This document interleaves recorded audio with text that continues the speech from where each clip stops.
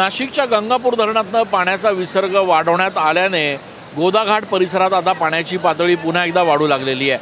आपण सध्या नाशिकच्या गोदाघाट परिसरात उभे आहोत आणि या ठिकाणी दुतोंड्या मारुतीच्या एकूणच गुडघ्याच्याही वर आता सध्या पाण्याची पातळी जी आहे ती बघायला मिळते आहे। अगदी काही तासांपूर्वी जे पाणी दुतोंड्या मारुतीच्या अगदी तळपायाजवळ होतं ती पाण्याची पातळी आता थेट या दुतोंड्या मारुतीच्या गुडघ्याच्याही वर बघायला मिळते आहे। यासोबतच सिद्धपाताळेश्वर मंदिर असेल, देव मामलेदार यशवंत महाराजांचं मंदिर असेल, या मंदिरांमध्ये देखील आता पाणी शिरायला सुरुवात झालेली आहे। संपूर्ण गोदाघाट परिसरामध्ये प्रशासनाच्या वतीनं गाड्या फिरवण्यात येत आहेत। सूचना देण्यात येते आहे की गोदाघाट परिसरामध्ये कोणीही जवळ जाऊ नये। सेल्फी काढण्यासाठी जे भाविक या ठिकाणी, जे पर्यटक या ठिकाणी प्रयत्न करत आहेत त्यांना देखील हटकलं जात आहे। कोणीही गोदाघाट परिसराच्या पाण्याच्या पातळीजवळ जाऊ नये।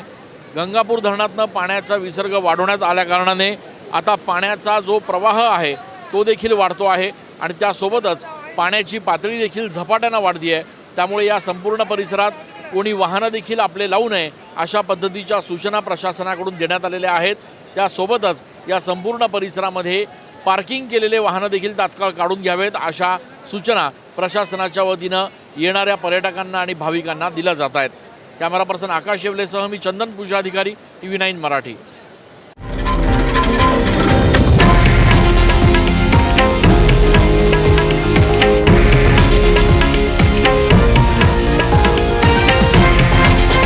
हे आहे देशातील नंबर 1 न्यूज नेटवर्क आणि आपण पाहत आहात TV9 मराठी, एकमेव।